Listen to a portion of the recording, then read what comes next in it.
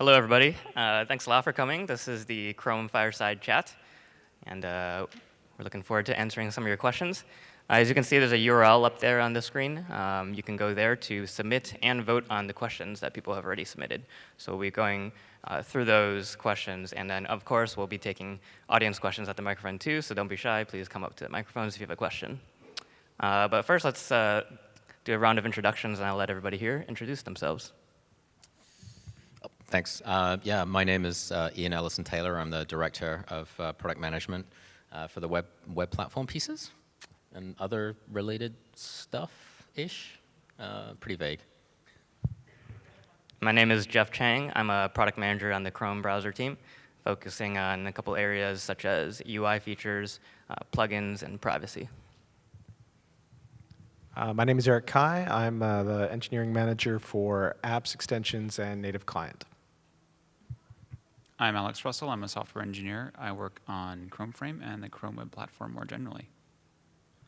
I'm Pavel Feldman, software engineer working on Chrome developer tools and WebKit Web Inspector. OK, I'm going to switch it over to the questions now. And I should mention we have one other person from the Chrome OS team who is running a bit late, but he should be here really soon. So it looks like the first question is actually about Chrome OS. When are you showing the ARM-powered Chromebooks? Are ARM Cortex A9 processors with lots of RAM fast enough today? What is the status of Chrome OS on ARM?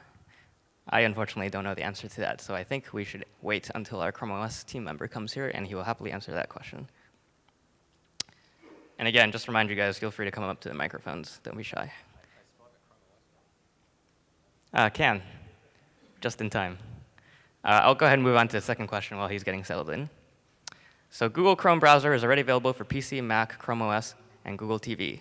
Will Google Chrome be available for Android devices in the future? When you guys want to handle this?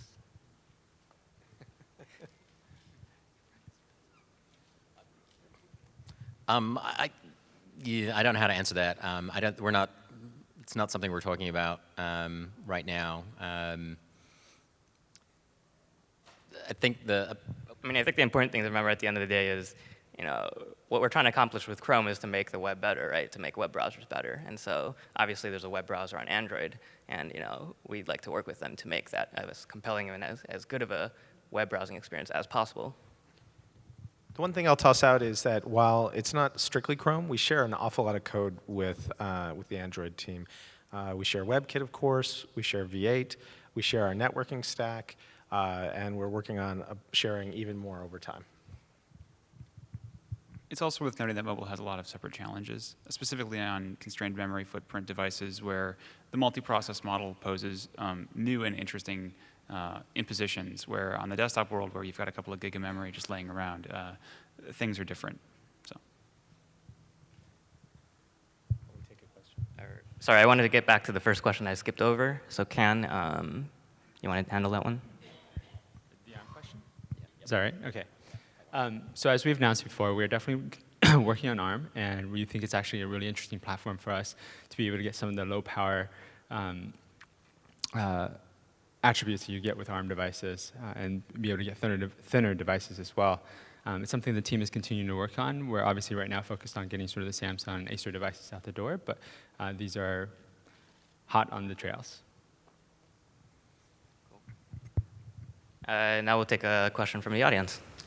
I have a question about Google Chrome Frame. I'm a big fan of Google Chrome Frame. In our site,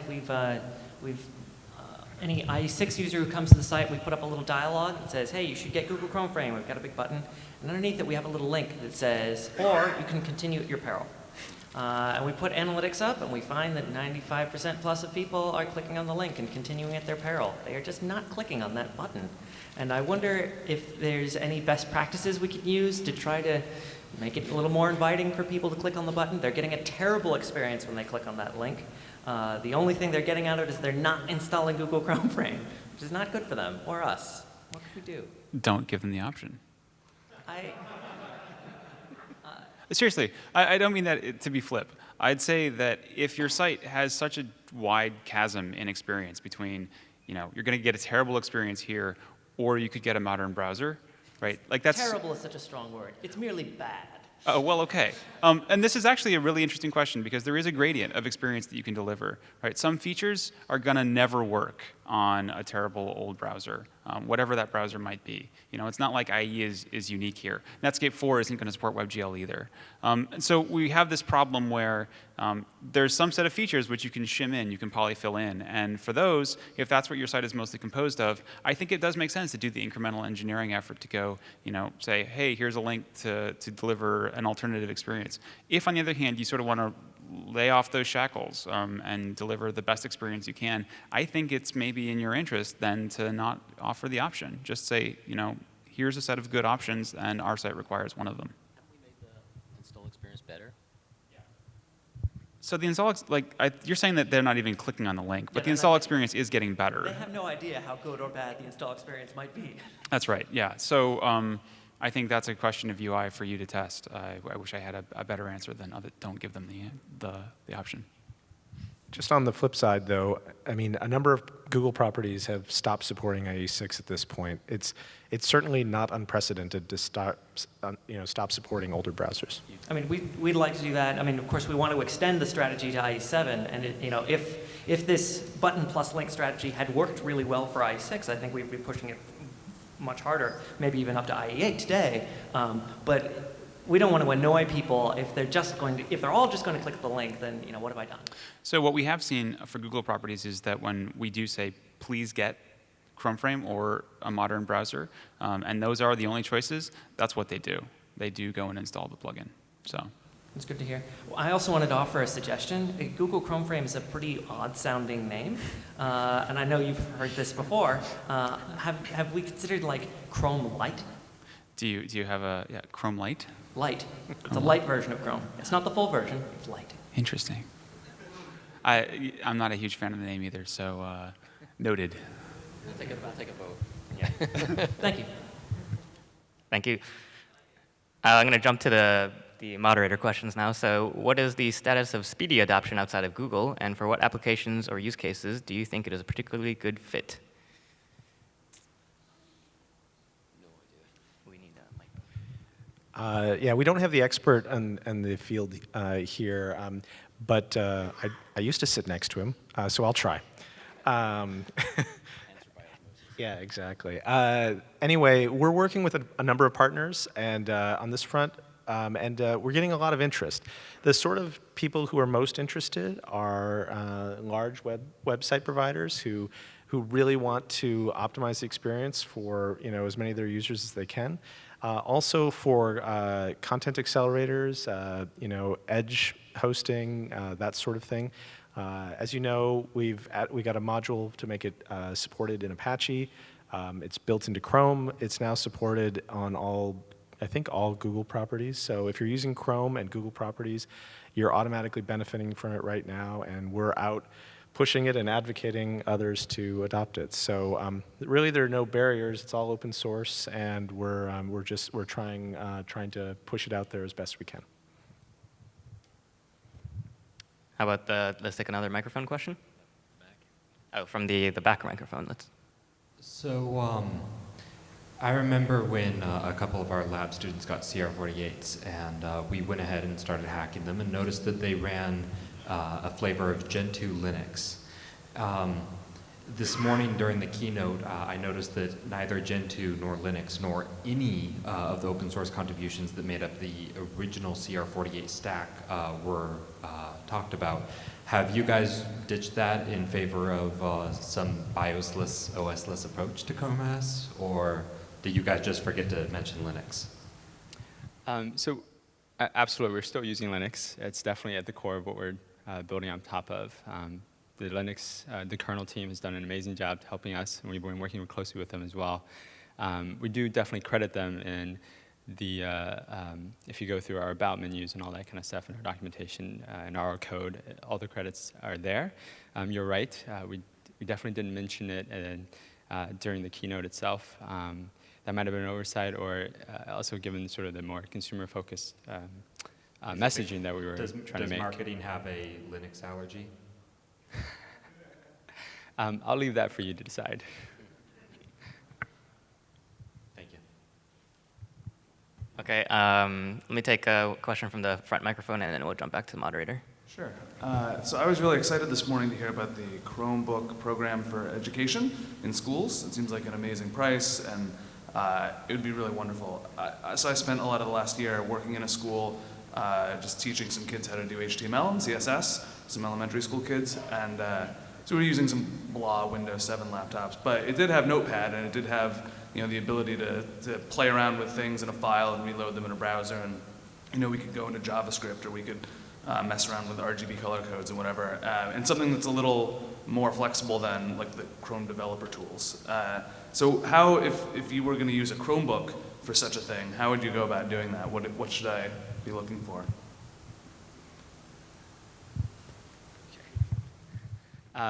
So it's a great question. In fact, that's a question that we actually on the team ask a lot, because we have developers who want to be able to code completely in Chrome OS as well. And I think that's something we want to shoot for in the future. It's definitely one of the goals that we have. And in fact, you're seeing some of this already today with a lot of cloud-based IDEs. Right? Cloud9 was one of the ones that recently came out that does a really good job of this. And our hope is more and more products like that will come out, so that developers will be able to code directly in a browser and have basically the app run live and update and all that kind of stuff instantaneously. So that's definitely a use case we're looking forward to. So I guess a quick follow-up then, do you see that as something that requires integration into Chrome OS as a system, or is it that we just need some awesome web app to come along that will help people do that? So it's kind of both. We're currently working with both Cloud9 and Orion on the integration with the Chrome environment. Everything that you can see in the Chrome DevTools, we now expose via the remote debugging protocol, and you can attach to it either via socket or a Chrome extension. So we allow websites, specific websites that are cloud IDs per se, or standalone web IDs, be them Java-based or any other kind of IDs, to connect to Chrome instrumentation and replace developer tools and do an integration, seamless experience for debugging and exploring code and such. So you should just stay with us, and you'll see it happening. Thanks very much. Okay, let's take a question from the Google moderator page. What upcoming features to Chrome are each of you most excited about? I'll go first. I can take this.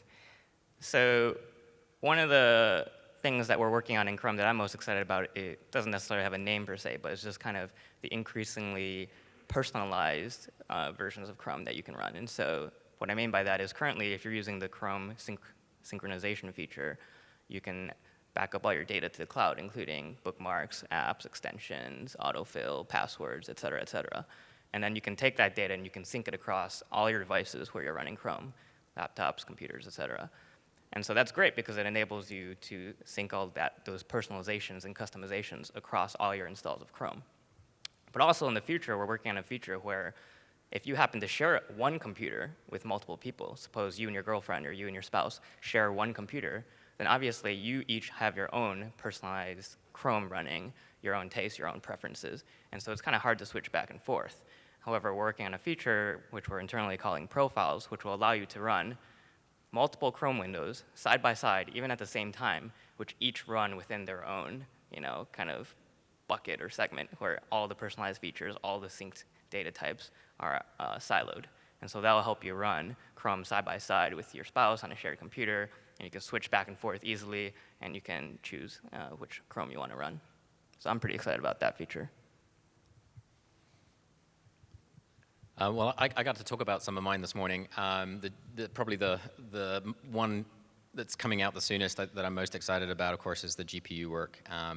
That's in beta, and it's really enables some amazing scenarios. A little bit further out, it's not any specific feature. It's just the sort of continual improvement that you're seeing to CSS and to HTML to enable sort of this more programming in the large so that you can write more and more complicated web applications. So CSS Calc, the Shadow DOM work. There's a ton of stuff in a similar vein that I think really helps developer productivity. And so I'm very excited to see how that matures over the weeks and months ahead. Sure. I've got lots of features that I'm actually really excited about in Chrome. Everything from speed itself to some of the new file manager work we're adding, and a bunch of the new sync types that we're going to add as well. Maybe the one that I'm probably the most excited about is actually we're working on being able to sync your tabs. So I don't know if any of you use multiple computers, but I definitely do. And I've got tons and tons of tabs open all the time on all my laptops and desktops, and going back and forth is such a pain just because I always have different tabs open, and I'm always trying to remember which tab that I have open on that machine. So I think this is a feature that's going to be really helpful for me personally. So that's the one maybe I'm the most excited about.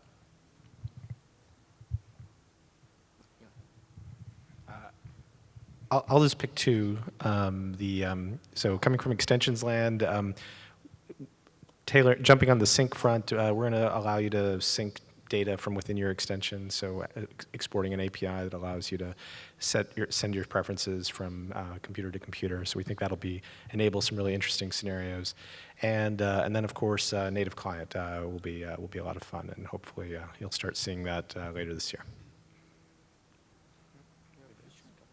Okay. Okay, I think I started with the front microphone last time, so let me jump to the back microphone. Will Chrome OS eventually replace Android? Will Chrome OS, you want to answer that?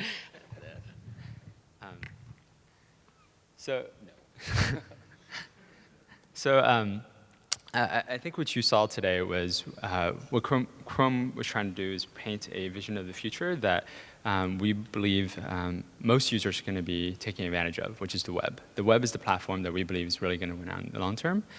So we're really trying to create a computing experience that's optimized for users of the web. And even for other platforms like Windows and Mac and Android itself, I think more and more people are going to be using web apps as well, just because of all the great benefits of the web, from your being able to access all your information from anywhere, being able to share easily, and all those kind of things. So I don't know whether what the future of Android looks like or any of that. I can't speak for them. But one thing I do know for sure is the web is going to continue to improve. It's going to get better, and there's going to be more users of it, even on platforms like Android. Yeah, I was just going to add, I mean, the web's going to get better on Android as well, as the browser improves there too. So it's kind of a bit of an odd question. I mean, who knows what the future holds, but it's certainly not the short-term plans, the near-term plans. We're coming at things from, I think you saw this morning, from very different directions. And so there's plenty of room in this ecosystem for lots of different innovation. And obviously we're focusing on the web side of things, and Android, as you saw yesterday, is focusing on a whole ton of equally amazing scenarios as well. So I think you'll see that continue. Cool. I'll jump to the front microphone and then back to moderator, and I'll just keep circling like that. Basically, with the different devices everybody's carrying around now, interaction between devices and like home devices, mobile devices is huge. I've been a huge fan, even like from when it was in labs and then released as a full Google product, of Chrome to phone. And I was wondering if there's any plans, or if the framework is there to have like a phone to Chrome. I know there are some third-party apps that do it, but they're clunky and slow and don't work half the time. So is there any plan for like a Google sanctioned app that would allow you to go like phone to Chrome? So if you're browsing something on your phone, you can just toss it to your browser. Like say you wanted to print off a map or something, you got the navigation on your phone, throw it to Chrome, and then print it from your computer, right? I'm not aware of anything. Anybody know on the front row? I'm looking at Brian.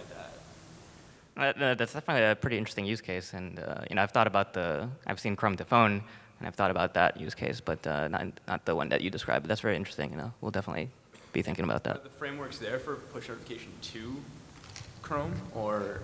Yeah, I mean, sync is a mechanism to communicate back and forth between multiple instances, and we continue to work very closely with the Android team on a number of things, and so right now we don't have anything on this front, but you never know what the future will bring. Okay, thanks a lot. Thank you. We already answered that one. What hardware requirements do you enforce for manufacturers to get access to the Chrome OS source code? Can anyone use Chromium OS today with the full Chrome Web Store on any hardware without asking Google for permission?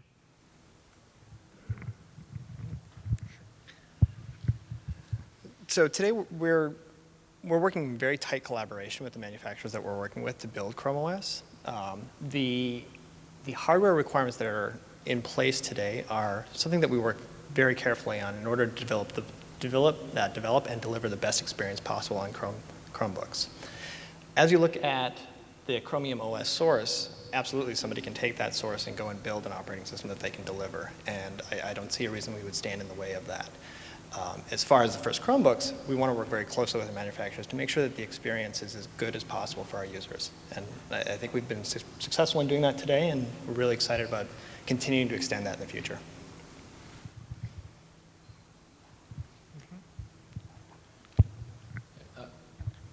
Just one last addition to that is it was asking about the web store, and we don't have any restrictions on who can visit the web store. It's just a website. Okay, microphone in the back now. Hi, I'm really concerned about privacy and security, and I was wanted to hear some reassurance about the way that you install extensions and web apps. Particularly when I see a weather type app asking for access to my entire web history or my entire file system data. That sounds kind of scary, and even in the help system it says that you should be concerned about an app asking for that much permissions. Will you look to giving more granular permissions to the user to have more control over what app has access to, rather than me having to make a trade-off of giving my entire history to an app that basically, for example, providing me weather? Sure. This is something we care an awful lot about. So in the extensions team, this year in particular, when we first started and designed it, we really spent an awful lot of time thinking about security, and we really feel that we advanced the state of the art. It went from an all or nothing thing, where it's effectively an extension was like an executable that had full access to your computer and anything that it could do, to something that was more granular and where it is more possible for developers to write something that is more granular, doesn't need all the scary permissions in the world. Now that said, we're not content to rest there, and we have many innovations that we're working on that we think are going to improve things in the next year. Things like, for example, some of the reasons why extension authors ask for all these permissions are actually sometimes for power user features within their extension, and a feature that only 5% of their users use, yet it requires all of their users to say yes to that permission. So one thing that we're going to be adding in the near future is something we're calling an optional permission, where it can sort of split up its permissions into a set of, here are the ones that are required for use, here are the ones that we can enable on demand, so that most users don't even need to see that or be bothered by that. Other things we're looking at are ways to allow users and enterprise admins to exclude access to certain websites for extensions.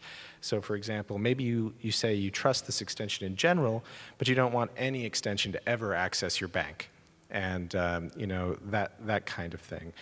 There's a lot more that we're thinking about on this front, and so yes, don't expect us to rest. Expect to see a series of improvements on this front from us. Can I add to that?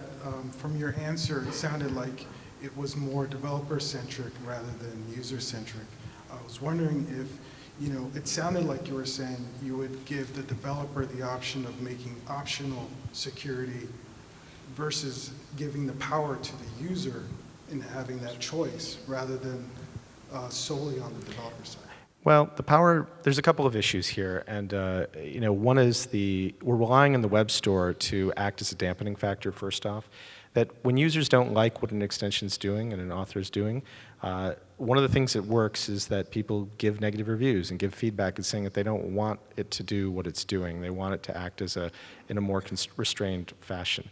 The more general question, which you're asking, is for users to be able to block certain permissions selectively, to be able to pick and choose which of the permissions an extension can or can't do. And this was a conscious choice by us to not do that.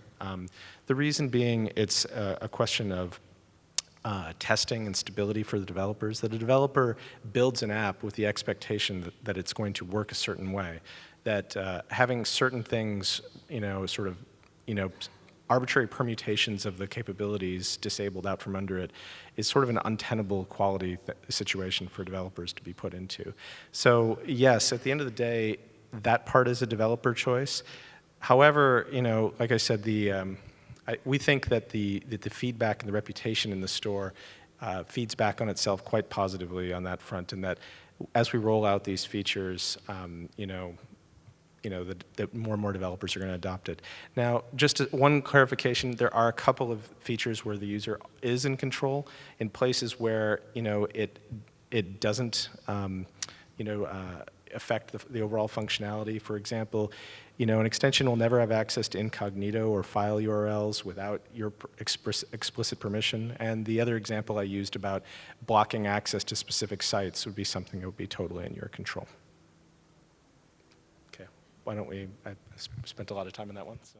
Microphone in the front. Yeah, this is a question about Chrome frame deployment. I mean, as a web developer, I can't wait to not have to worry about IE6.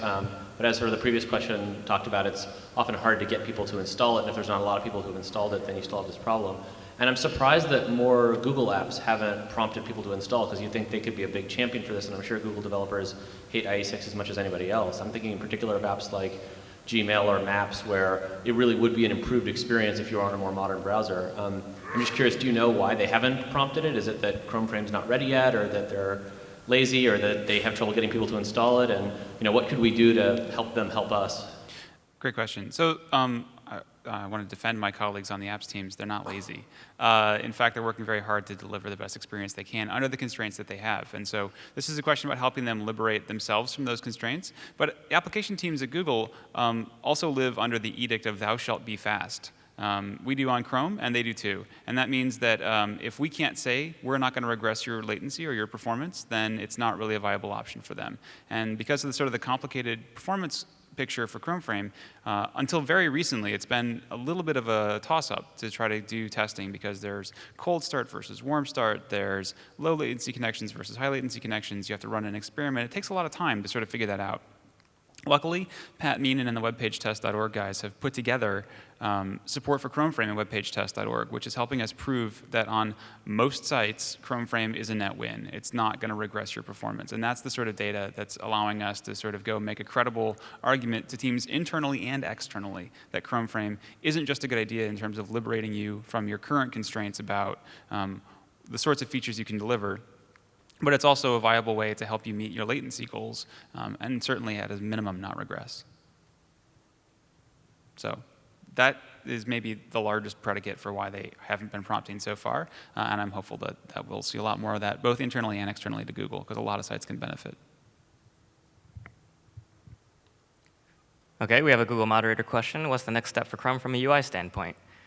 So I previously mentioned that we're continuing to work on sync, so you can sync your browser settings and preferences and data to the cloud across all your devices. As Can mentioned, we're working on adding new data types, such as recent tabs. So that's pretty exciting. And of course, we're working on this profiles feature I mentioned, so you'll be able to run multiple personalized versions of Chrome on the same machine. But there's other areas of the UI that we're working on. We recently started working on revamping the new tab page.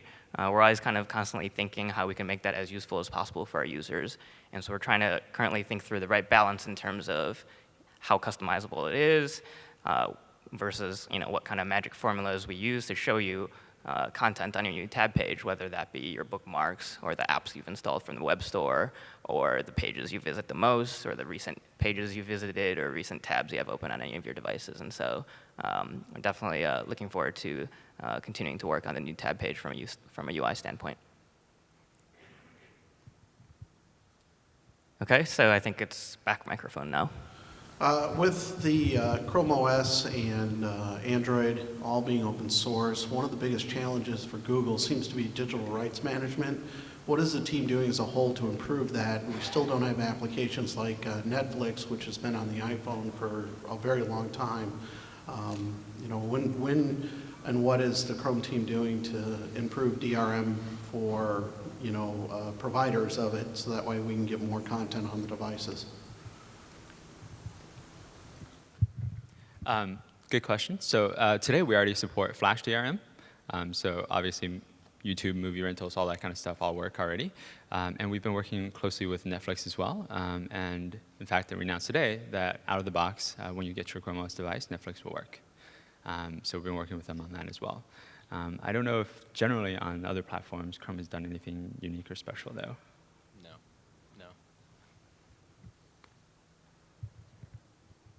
Okay, microphone in the front.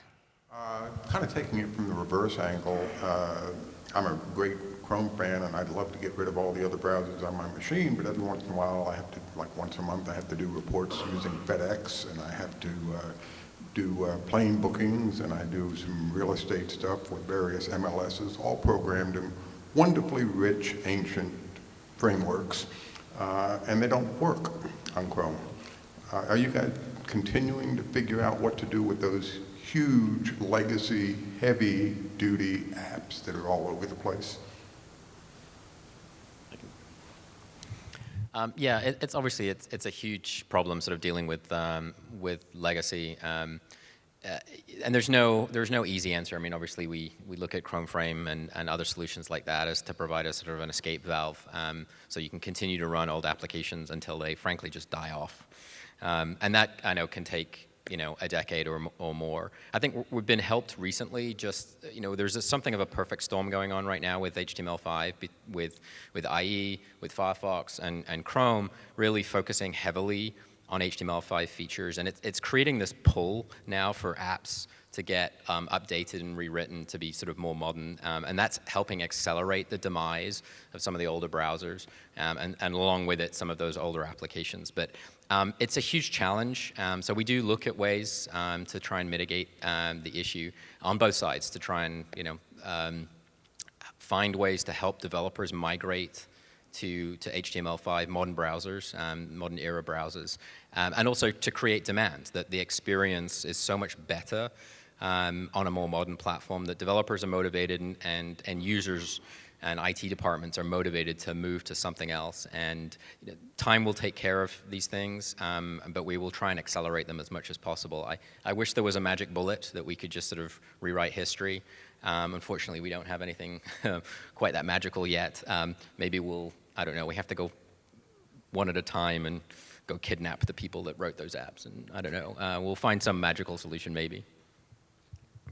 One other thing I'll toss out is that in the WebKit community, compatibility issues are treated very seriously. They're always sort of high priority things when they can get nailed down. Now that said, there are a class of compatibility bugs that for a variety of reasons have been deemed hard to fix in a way that doesn't cause other problems. And if you think compatibility problems are bad with legacy stuff here, you should just go to China or Korea, where some of the dependency on IE is and old features of IE is pretty endemic.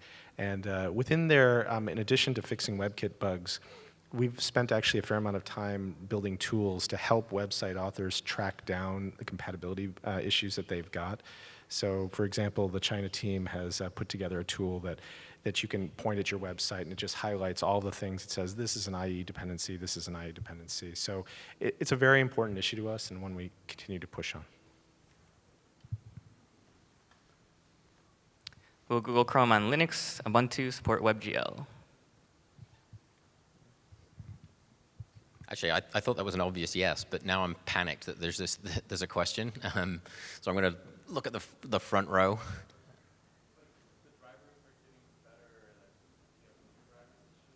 Okay, so I'm hearing from Ian that with new drivers you should be okay, but let us check offline and just double check. We're giving you the correct information there because I don't know off the top of my head. So let us find out, and we'll get back to you. Thanks. Okay, now I think it's to the back. Yeah, I had questions about Chrome OS and the native client support. Will that enable me to do things like if I wanted to implement a new video or audio streaming protocol, would that allow me to support that on Chrome OS, or how would I do something like that?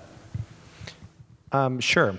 I mean, the point of native client is to allow you to take your expertise and your history with native code, and to be able to port it to run within a browser safely. And Chrome OS will obviously be one of those targets. Now, without knowing more about your specific use case, I can't tell you whether your porting job will be harder or easier than other cases. If, for example, you're just talking about building a video codec, that'd be really easy. Usually video codecs are just operating on, in-memory bytes and, that sort of thing. If what you're talking about is that you want specific low-level access to the network stack, well, that one might be a little harder because, there are security issues involved there, and a native client, kind of the other point of this is that because we're trying to deliver this securely, it's only through the set of APIs that we expose, and that'll be, we need to lock down some of the things to prevent people from doing, bad things with that. Okay, thank you. Okay, in the front. So 2 questions. One, really excited about Chromebook and the way you guys are approaching Chrome OS as well as a browser. As part of the sync protocol, is there any plans on making available a co-browsing type of a capability, which allows administrators or whomever to, or app administrators to figure out what issues their apps are having, where they can see side by side what the user is seeing within Chrome for their specific app. Second question, excited about Chromebook and trying to find out when's Canada going to get one. We seem to be left behind in a lot of things from Google, so.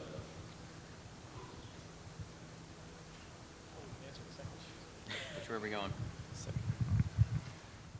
So while we don't have an explicit date for Canada, one of the things that we're really pushing pretty aggressively on is to try to get as much international support as we absolutely can as quickly as possible. So it's on our short list of really important places to get to quickly. So with regard to the first question, it's something we've looked at, but I don't think we have anything to announce at this time. Do you know if the capability is there, or is that something that would have to be built? I have a specific use case, and that's why I'm asking. Well, you have seen probably, work on, us being able to do some remote desktop type of stuff, so it's in theory possible, but again, I don't think there's much that we can talk about in detail here. Okay, thank you. Okay, is it Google moderators now? Yeah. Okay, Chrome was revolutionary when it came out. Thanks. But, well, actually, I can't take credit. But now, yeah. But now it's a mature platform that evolves and iterates. What's your vision on the next revolutionary thing coming to the browser market? So I've said this a number of times already, but I really think this notion of synchronizing your browsing experience across all your devices is very compelling. I hope that the browser market continues to think about what kinds of things make up a personalized browsing experience and what kind of things can be synced. For example, recent tabs is one example. We should be able to basically think of the browser as our window into the computing experience that we want, no matter where we are and what machine or what device we're using. So, one way of thinking about this is that we tackled we had 4 core principles with Chrome, right? Speed, security, simplicity, security, right? And oops, did I repeat one? Sorry. I said security twice. It matters that much. It matters that much. Security is that important to us. Stability was the other one that I left off, sorry. Anyway, we think that, focusing on these 4 issues and really, putting a lot of weight behind all of them led to a lot of the revolutionary aspects. And the thing is that once we got there, these principles didn't go away in importance. They're still there, and we think that there's a lot of room to go in all of them. So on the security front, we're working to get all of our plugins fully sandboxed, and Chrome OS is pushing the boundaries there. And on the simplicity front, we're continuing to streamline our UI and make more interesting features just available without users even thinking. Complicated use cases like Jeff was talking about a shared computer. How easy can we make that? Or synchronization of data, can we make that seamless?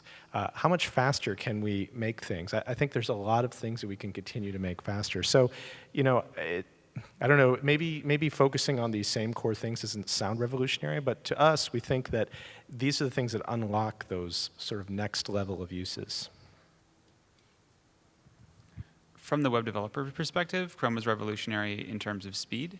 And I think the next thing that I'm really excited about there is that we have so much that we've been pouring into the platform over the last couple of years, and that's not evenly distributed yet. It's not clear today that you can start your next project and target the features that are just in Chrome now. And when that becomes reality for developers, it's going to change the way you build applications. It's going to change the kinds of applications you build. And we just haven't seen the full impact of that yet. So I think as we continue to simplify what it means to build an app, that's going to happen concurrently with us sort of having that moment like it was with Ajax where we go, whoa, you can do this in a browser? And that's just going to take some time. And I'm really excited to see that pass.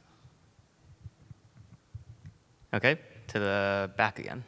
Yeah, I just have an example scenario. So let's say we have screens all over the building here that are all showing some sort of web app.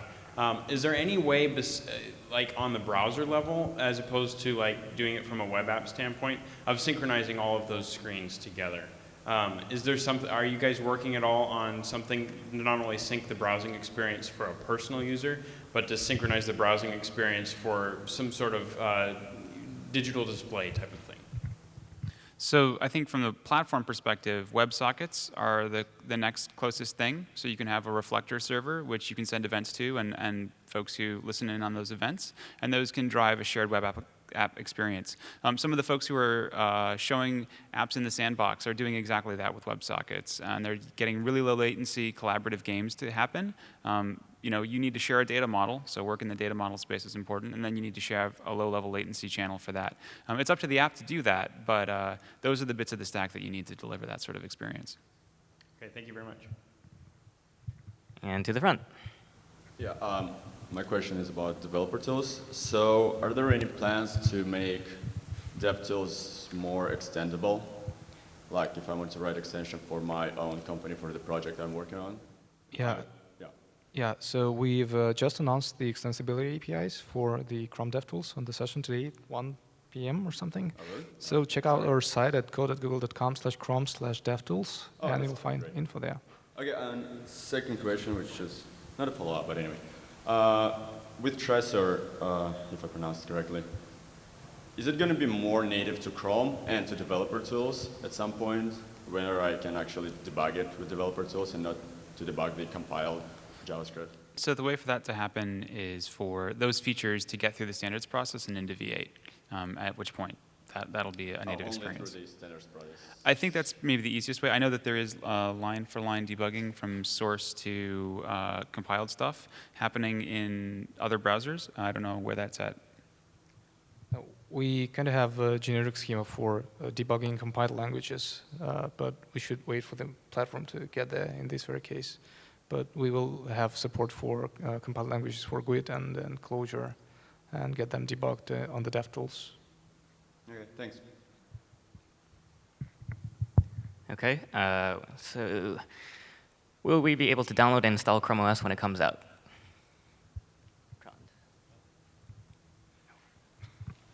So anybody today can go to chromium.org and download virtually every bit of source code that's involved in Chrome OS. There's a handful of things that we don't have the license to publish in that place, but everything else is there. So you can go install Git, pull it down, build it, install it today on a wide variety of different systems. A number of developers have taken that chromium.org source code and delivered flavors of this. One of my personal favorites is one that Hexa delivered that you can put on a number of different books today.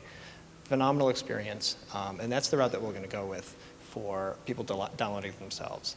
As far as official Chrome OS going on to as a downloadable and installable application, that's unlikely to happen. We're working very closely with our hardware partners to deliver the best possible user experience, and there's a number of things that go into doing that well, and that's what we're going to focus on there.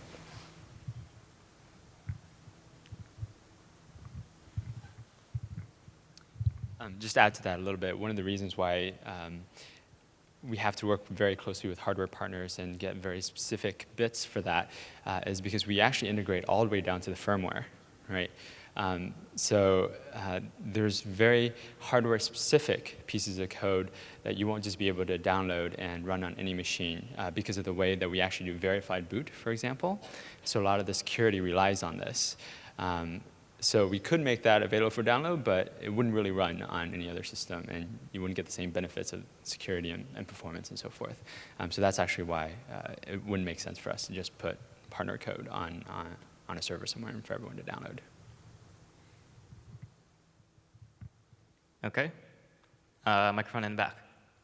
Yeah, I just had a question about, have you guys thought about supporting Google Go for the native client? So let's see, last year we did a preview release, sort of an experimental release of native client, and as part of that, the Go team had done a port that ran on top of it. Now, we went through a bunch of big changes last year, changed the whole browser integration API that we used, and so the Go team stepped back from that to wait for us to stabilize and finish before they came back. But my understanding was that it wasn't a particularly challenging port, so I don't expect a problem coming forward. There are a number of people doing other languages to native client, and in general, the rule is, if it can be compiled, we can put it into native client. Okay, now to the front.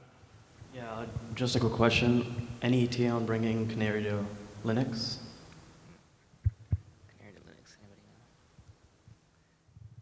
So I think in general, so I'm not sure, but for Linux users, I guess we tend to assume they're a bit savvier, and it's pretty easy to run like a nightly build. But I don't know the answer to that question. Sorry. So I know that somebody is outside of Google is maintaining. I think it's Popcorn is like this a distro tool that for Ubuntu that somebody's using to maintain like a dev, sort of equivalent to dev beta stable and Canary builds of Chrome. So we're not doing it. One of the challenges of doing this sort of thing for Linux is just all the different distros and configurations we need to support. But we might do it ourselves in the future for Canary, but I don't know what the plans are on that front. Okay, thanks. Okay, what do you think about the interaction between tabbed browsers and tiling window managers? What is the future of tabbed browsing? So, well, I think in general, we're very happy to see that tab browsing is definitely making its way, into the rest of the browser market, and users, I believe, find that to be, a compelling experience. On Chrome specifically, we are experimenting around with a few different ways to present tabs and some window management stuff as well, but we haven't made any decisions on that front yet. In general, we've actually found that our data shows that the majority of users, or for the vast majority of page loads, most users don't have that many tabs open, and so it is a good question whether that's because so basically we are thinking hard about the problem of having lots and lots of tabs open, but we haven't really made a decision on how to proceed yet. But it's definitely an area that we're open to experimenting with. I'll just quickly add that I do think the current window manager system on most operating systems today is kind of broken, right? The fact that I'm constantly having to go and manage my windows myself, I always have these overlapping windows. I'm trying to find content behind something. I'm rearranging things to get something out of the way of something else. It's way more cognitive load as a user for me than I really want to or care about. I just basically want my content when I want it. I want to be able to cut and paste between things, compare things, and all that kind of stuff. And the window managers really take care of most of this for me. So I think this is an area, like Jeff was saying, that we're going to do a lot more investigation on. And stay tuned, because I think we have some interesting ideas here that we're going to be showing soon. Okay, in the front. Hey, so I hear you've been talking a lot about syncing the tabs. And I was wondering if you were planning on doing that in like a real-time kind of syncing, or maybe on opening the window? Or? Yeah, no, that's a good question. As you can imagine, if you have a bunch of tabs open here, and then you close one here, and all of a sudden it immediately close down the other machine and someone else is there, it's going to be like, what the? So we've been thinking hard about that. We're currently not assuming that we'll just sync everything everywhere exactly the same, but rather we'll present some sort of view of recent tabs. That might be recent tabs you've interacted with on other machines or recent tabs that you've closed on other machines. And we're just in the initial stages, but we're going to be trying it ourselves to see what kind of magic formula works or not. And we'll definitely be iterating on that. That makes a lot of sense. Also, what's with the new flat icon?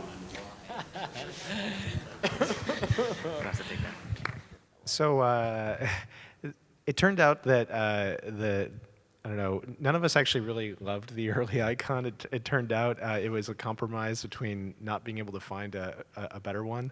And one of the things, we grew to love it over time, but early on it was kind of a love-hate thing.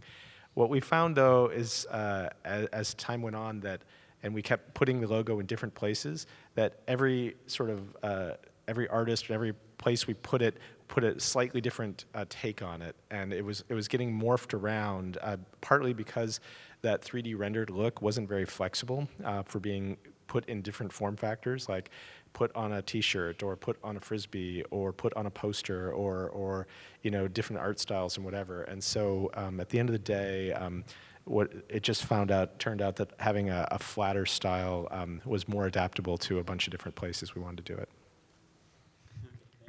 Personally, I really like the icon. I mean, I think it's more symmetrical and it spins better, right? And so like on Frisbees and stuff like that, it looks better. I tried to get Frisbees for you guys for the conference, but it didn't work out. Let's do the back microphone and then I'll go back to moderator. So the HTML5 video formats, the effort to standardize those was spoiled by a couple of bad apples. Is the Chrome team planning on being a little bit more insistent on audio and image formats? Or have you guys just decided to let the market sort it out and support whatever becomes de facto standard? Well, we've obviously gotten very prescriptive for Chrome, and with the support for WebM, don't see that changing. We support other formats through plugins, and I think that will continue. But if you're going to have a format that can be used as part of the web standards, specifically I'm talking about the video tag, then it needs to be a royalty-free, open standard, and right now WebM is that. If there's more to come down the line, fantastic. Fiora already came. You guys could support that, and that would give you the 3 out of 5 majority required to make Fiora a standard format. I'm told that Fiora is supported. Not as a plugin, but in core? Yeah, in core. Fantastic. Yeah. Thanks. Thank you. Let's do microphone in the front. With all of the browser integration and syncing between multiple browsers, is there any thoughts or ideas on how to differentiate where the information was synced from? So say I put a bookmark in on my mobile device. Is there a way to, on my Chrome at home, to be able to see that, hey, I was looking for a link that I remember I put it in on my phone and see that it was actually brought in from my mobile device as opposed to just a random link stuck in all the rest of them, that kind of thing, if that makes sense. Right, no, that's a very good point, and we'll definitely be thinking about for which use cases that makes sense for. For example, for recent tabs, you obviously do want to see which device the recent tab came from, so we're thinking about the best way to present that information, how to specify the device that it came from, so yes. We're running out of time, but let's just get through a couple more. Can you explain which parts of the browser are shared or not shared between WebKit, Safari, and Chrome? Also, to which of those bodies should I submit a bug when I find one? So WebKit is a kernel for a browser. It's not the whole thing. The way WebKit works is you say, hey, WebKit, I'm navigating to this URL, or WebKit maybe asks you, say, hey, please navigate me to this URL. You respond with some content, and then WebKit asks a whole series of follow-up questions to you to help service the requests for everything from low-level network access to storage access to rendering. And all those bits are things that people who port WebKit wind up plugging in their own solutions for, or in some cases using one of the default solutions that's in WebKit to the extent that they exist. So we share sort of all the layout and rendering guts that WebKit asks that form the engine that causes WebKit to ask us questions back in response for, and then we plug in our own pieces where you would otherwise need to plug in your own pieces. There are some things like V8 versus JavaScript core where we've decided to go our own way, but generally speaking, we're plugging into the parts of WebKit where any porter would have to do exactly the same thing. So I think this is a common problem people have, is that actually knowing where to file the bug is kind of tricky. And if you're a browser engineer, like we are, it's obvious. It's like, oh, of course, that's in the networking layer, and so that must be Chrome's bug. But in reality, it takes practice to sort of tease out which layer the problem is at. So the best thing I can suggest is to save yourself some time. Don't bother trying to file it separately in all three places. Just pick one, take a guess, pick one, and what'll happen is if you're wrong, the people who are triaging the bugs will guide you to the right place. I was just going to add that, I mean, this happens to me all the time because I'm the new guy. And all I typically do is I'll just do a search in one of them to sort of just see, A, if that bug has already been reported, or B, if there's an area. And often you can quickly find, oh, look, here's the technology area, and here's how to classify the bug, and also kind of like what kind of information you should add to the bug report so that people can track it down, whether it's in Chromium or WebKit. And it only takes like 30 seconds to do a search, and that helps narrow it down. If in doubt, just enter the bug somewhere, because it's better to enter a bug than not. So the rule I use is when I don't know where to file a bug, you have a best chances if you're filing it against yourbug.com. Just file it against Chrome, and it'll make its way to WebKit or not. If it is in fact a WebKit bug, developers, engineers are going to submit a bug in WebKit, handle it, and then trash it back to Chrome to make sure it's marked as fixed. Okay, we're over time now, so let me just get the last question from the audience, and then we'll wrap it up. Hello. Since there's native plugins, like the NP API we can use to create any plugins we want, how can NACL, since it's sandboxed, access what we could do before? Because if I want to access a desktop API in Windows or Linux or Mac, we cannot do that right now. Are you planning to, what are we limited in with native client or Pepper 2 since it's sandbox right now? Sure. There's some use cases that native client just isn't going to be able to address. And if you're looking for something which is going to access directly some low-level OS feature, native client isn't going to do that for you. You're going to have to use NP API and older technologies for that, and come with all the security pitfalls that go along with that. In general, if you're accessing the low-level interfaces, you're bypassing all the security checks. So, putting it in native client wouldn't help. Now that said, we are, going to be continuing to grow and expand the Pepper APIs, and essentially anything that we're going to expose in the web browser in some form or another, we'll expose to native clients. So, for example, if we add access to a webcam and microphone in the web browser, we would add access to that in native client as well. But access to a particular kernel interface or the Windows Explorer plugin or whatever else, you're unlikely to find that from us. Okay, thanks everyone for coming, and enjoy the rest of the conference.